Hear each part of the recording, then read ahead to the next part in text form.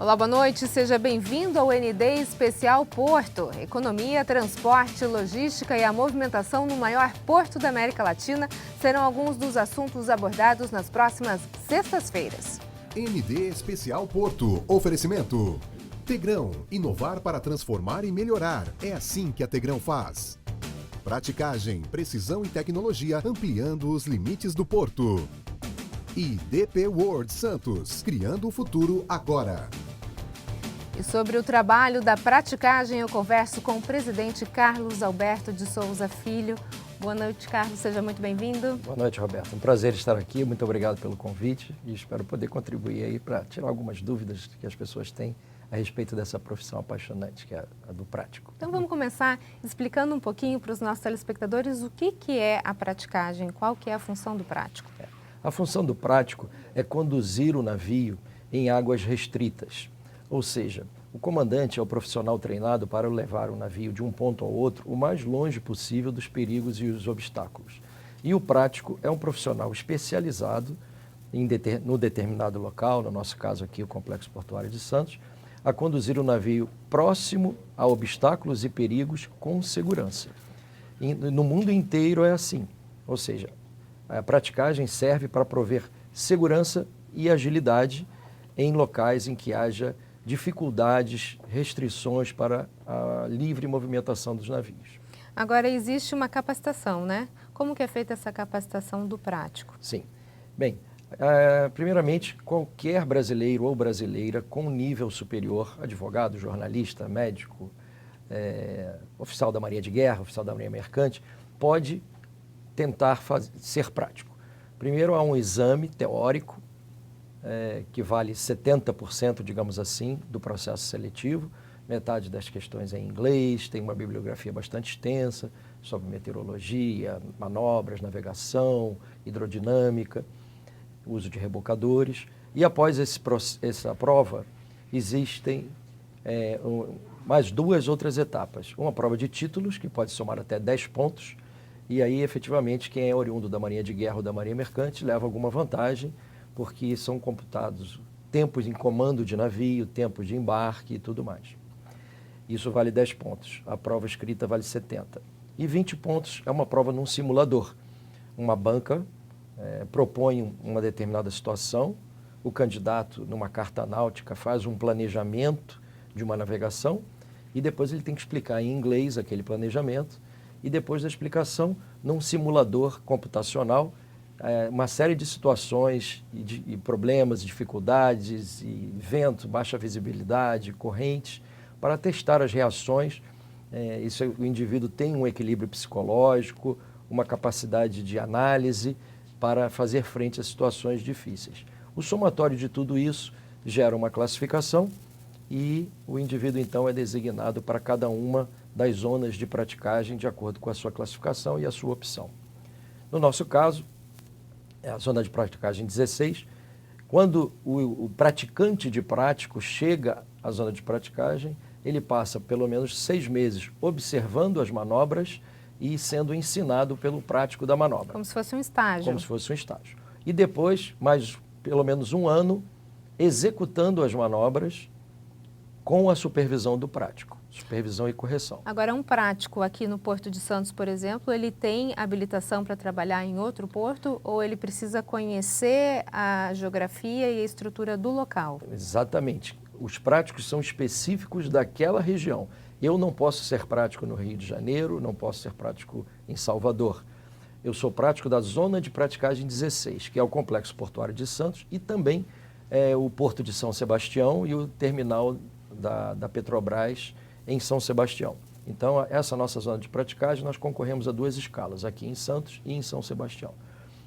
Obviamente, eu sei manobrar navios, todos nós sabemos manobrar navios, mas não conhecemos as especificidades locais, as correntes, as marés, como influenciam, onde estão as pedras, os altos fundos.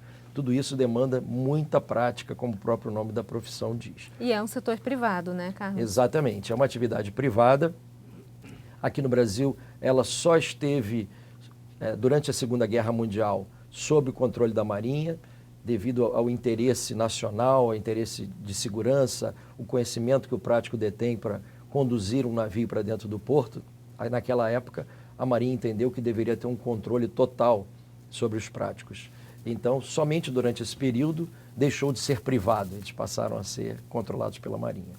Mas é uma atividade privada, nós somos sociedades simples e sujeitos a toda a legislação de uma empresa privada normal. Essa profissão, Carlos, surgiu a partir de uma necessidade, imagino, né? Como é que foi a história do primeiro prático? Na verdade, existem registros na época da Caldeia e Ur. Sempre, desde o momento que passou a existir o navio e ele precisou entrar nos portos, sempre houve algum conhecedor, uma pessoa local que conhecesse os perigos e o canal de navegação, o local em que o navio pudesse navegar. Então é uma profissão de antes de Cristo, na verdade, sempre existiu. É por isso até que alguns dos mitos que as pessoas dizem, o prático é de pai para filho, é porque naquela época, lá atrás, quem era? Era o pescador que estava acostumado a pescar naquela região e sabia onde era o canal, onde tinha uma pedra, onde não tinha, e o filho ia pescar com ele, aprendia também. E eles passavam, né? Isso, passavam a auxiliar os navios. E, obviamente, isso foi evoluindo. Por exemplo, aqui em Santos, nós somos 64 práticos em atividades, não tem nenhumzinho filho de prático, né? O que não seria problema algum, mas é um dos mitos que muitas pessoas ainda aqui na Baixada Santista acham, não, prático é de pai para filho. Não, é esse processo seletivo todo que o indivíduo tem que passar e depois esse treinamento de pelo menos 18 meses, com metade das manobras à noite, metade de dia, durante todas as estações do ano, para poder se familiarizar com todas as situações que ele vai enfrentar quando estiver sozinho. Hoje, quais as principais dificuldades que um prático enfrenta no Porto de Santos? Bem, o Porto de Santos é um porto natural, ele não foi um porto projetado. Ele aproveitou esse estuário que nós temos aqui, então é um porto sinuoso, com algumas curvas acentuadas, um canal de navegação estreito, águas relativamente rasas para os calados que nós operamos aqui. O calado é a parte do navio que fica da linha d'água, a partir de onde a gente enxerga, até o que nós não enxergamos, até o fundo. Então nós operamos hoje até 14,5 metros de calado, ou seja, 2 gols de futebol oficiais, para a pessoa ter uma noção. Então, a folga abaixo da quilha que nós temos, ou seja, a quantidade de água entre o fundo, o leito do canal e o fundo do navio é muito pequena. Isso gera reações hidrodinâmicas de maior dificuldade para o controle do navio.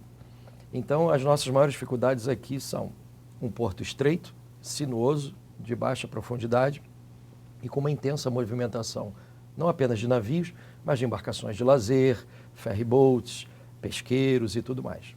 No próximo bloco a gente continua a falar um pouquinho mais sobre o trabalho da praticagem. Nós voltamos já já. O ND Especial Porto está de volta e o nosso bate-papo de hoje é sobre praticagem. Eu converso com o presidente Carlos Alberto de Souza Filho. Carlos, eu gostaria de falar agora sobre um assunto que está bastante em alta, que é a discussão em torno de ponte ou túnel. O que seria melhor, na sua opinião, ponte ou túnel? Bem, a posição da praticagem sempre foi e sempre é a de viabilizar aquilo que for melhor para o Porto de Santos e, consequentemente, para a economia do nosso país, né, dada a importância que o nosso porto tem. Então, nós estamos nos preparando, qualquer que seja o projeto aprovado, a ponte ou o túnel, nós estaremos prontos a dar a nossa contribuição. Nós realizamos algumas simulações na USP, em São Paulo, já fizemos treinamentos internos e estamos preparados para fazer frente a qualquer que seja, de forma a viabilizar. É natural que quando se coloca um obstáculo a mais dentro da água, isso aumenta o risco. E os navios estão aumentando muito de tamanho. Quando eu cheguei aqui há 14 anos atrás, os navios estavam com 270 metros de comprimento, nós já estamos a 340 metros de comprimento e já vamos receber os de 366 metros, estamos prontos e treinados para isso, mandamos 51 práticos no exterior para treinar e nos prepararmos para receber esses navios maiores. No entanto, Guarujá não foi empurrado para um lado, nem Santos foi empurrado para o outro. O Porto continua o mesmo, né? O Porto continua o mesmo. Ou seja, o risco tem aumentado exponencialmente. E na medida em que se coloca uma ponte e os pilares estão dentro d'água, isso é mais um fator de risco que tem que ser gerenciado por nós. E o nosso trabalho é esse, é gerenciar o risco, evitar os acidentes evitáveis e minimizar as consequências dos inevitáveis. Nós tivemos oportunidade já em outros fóruns de manifestar a nossa opinião que seria melhor que os pilares da ponte não estivessem dentro d'água, estivessem sobre terra. Por quê? Hoje em dia, naquele trecho onde está projetada a ponte, existem boias de navegação sinalizando o canal.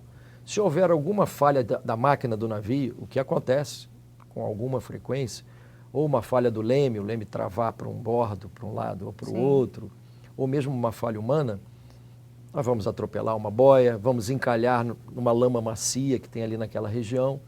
Agora, se houver um pilar, o navio vai bater no pilar, embora o pilar tenha uma proteção dele para evitar que toda a energia do navio se transfira para o pilar e bata na proteção, mas para o navio, a proteção do pilar é um obstáculo. Vai rasgar o casco, vai derramar óleo, vai ter um acidente ambiental.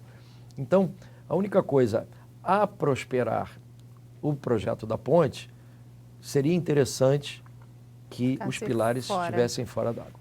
Se isso não for possível, nós vamos nos adaptar e vamos trabalhar com esse risco maior. O senhor mencionou que os navios eles têm aumentado o tamanho. O Porto de Santos hoje, ele está apto a receber qualquer tamanho de navio, qualquer tipo de embarcação? Hoje, oficialmente, nós podemos receber navios até 336 metros de comprimento e já recebemos até 340, com 50 metros de largura. Porém, já foram feitos estudos e já foi feita uma preparação para receber os navios de 366 metros de comprimento. E em breve, sem dúvida, os armadores começarão a trazer esses navios para aumentar a capacidade de carga. Tanto que o número de manobras tem diminuído no porto, no entanto, a quantidade de carga movimentada tem aumentado. Por quê? Porque os navios estão maiores. Sim. Então, com menos navios, se transporta muito mais carga. E essa é a tendência daqui para frente, né? Fala um pouquinho sobre a regulação econômica da praticagem. Vai haver essa regulação econômica na praticagem? A bem da verdade, a regulação econômica sempre houve. E ela ficava a cargo da Marinha quando não havia entendimento entre as partes. O que sempre vigorou? A negociação entre práticos e armadores, os donos dos navios. E quando não havia um acordo em relação ao preço, era levado para a autoridade marítima, a Marinha, que em caso de haver um risco de interrupção de serviço, ela fixava o preço. E normalmente o que ela fazia? Qual foi o último contrato que essas duas entidades assinaram? Qual era o valor? X. Atualizava monetariamente pelo índice oficial da inflação, apenas para repor a perda do poder aquisitivo da moeda pela inflação, e determinava, é esse o preço e pronto. Ponto final. Então, sempre houve uma regulação econômica por parte da Marinha. O que se está mencionando e está sendo estudado hoje em dia é que essa regulação econômica saia da Marinha e passe para a ANTAQ, a Agência Nacional de Transportes Aquaviários. Então, a Marinha ficaria com a regulação técnica, que ela sempre manteve com ela também, e a regulação econômica passaria para a ANTAQ. Isso exige uma mudança da lei de atuação da ANTAQ, porque não cobre esse tipo de serviço em relação à praticagem. Existe uma série de coisas a serem ajustadas para que passe a vigorar isso. E isso é benéfico para vocês? Olha, para nós, assim, digamos assim, é indiferente. Desde que nós consigamos continuar negociando com os tomadores de serviço, nós entendemos que a Marinha há 215 anos faz isso, né? Há muito tempo ela faz isso, com sucesso, com êxito, o serviço funciona bem. Nós não vemos uma necessidade de mudança. E nós temos um pouco de receio, porque a ANTAQ, por vezes, ela é composta de pessoas indicadas politicamente. E na Marinha é uma regulação mais técnica, um corpo mais técnico, que não está ligado a pressões políticas. Então, nós temos algum receio nesse sentido. Mas vamos nos adaptar, não há problema nenhum. Só para a gente fechar essa questão dos valores, Carlos, e entender como é que funciona a cobrança, pelo que se cobra? Qual Sim. o serviço? Como eu comentei com você, Roberta, nós gerenciamos risco. Então, o nosso preço é baseado em 4 critérios. Todos eles voltados para um maior ou menor risco. Primeiro, a distância navegada. O porto é dividido em 4 áreas. Quando se navega mais, paga mais, navega menos, paga menos. Segundo, o potencial de dano ambiental da carga. Então, um navio com petróleo, com gás, com amônia, com produtos químicos, esse navio paga mais do que um navio de açúcar, de soja ou de carga geral. Por quê? No caso de um acidente, se cair açúcar, só vai adoçar um pouquinho a água. Alguns produtos químicos, o simples contato com o ar já é inflamável e explosivo. Então, isso é um outro critério que é adotado. Um outro critério é a tonelagem de arqueação bruta, o gross tonnage, ou TAB, porque isso dá as dimensões do navio como um todo. Quanto maior o navio, maior o risco, maior a dificuldade de se manobrar, maiores os riscos envolvidos, consequentemente isso é mais caro ou mais barato. E, finalmente, a idade do navio, porque a Organização Marítima Internacional, nas suas estatísticas, ela constatou que o navio, a partir de 18 anos de idade, a possibilidade de falha mecânica dele, ela cresce exponencialmente, não é mais linear. Então, os navios com mais de 18 anos têm um coeficiente também que compõe o preço. Então, esses 4 fatores, distância navegada, potencial de dano ambiental da carga, as dimensões do navio e a idade do navio, eles compostos entre si formam uma grande matriz. Por isso que qual é o preço de uma manobra? Depende, pode ser. Depende de todos esses fatores combinados, entendeu? Mas essa é a lei de formação. No próximo bloco a gente continua a falar um pouquinho mais sobre o trabalho da praticagem. A gente volta já já. O ND Especial Porto está de volta e a gente fala hoje sobre praticagem. Eu converso com o presidente Carlos Alberto de Souza Filho. Carlos, eu gostaria de falar agora um pouquinho sobre a questão dos acidentes e da função do prático. Quando acontece um acidente, qual é a responsabilidade do prático? Bem, o prático, assim como a equipe de navegação, o comandante do navio, ele está sujeito a um inquérito que é conduzido pela autoridade marítima. O resultado do inquérito pode indicar que houve algum tipo de negligência ou alguma falha, isso é levado ao Tribunal Marítimo, o Tribunal Marítimo julga e ele pode ser responsabilizado administrativamente, ser multado, ser suspenso, ter sua carta cassada. E em termos financeiros, normalmente o prático ele é tratado como um tripulante do navio. Pela lei, o prático é o aquaviário não tripulante que presta serviço de praticagens embarcados. Isso é o que está na lei. Então, os armadores, os donos do navio, eles têm o seguro do navio, porque todos os acidentes, normalmente as cifras são estratosféricas, e o prático acaba sendo coberto também por esse seguro.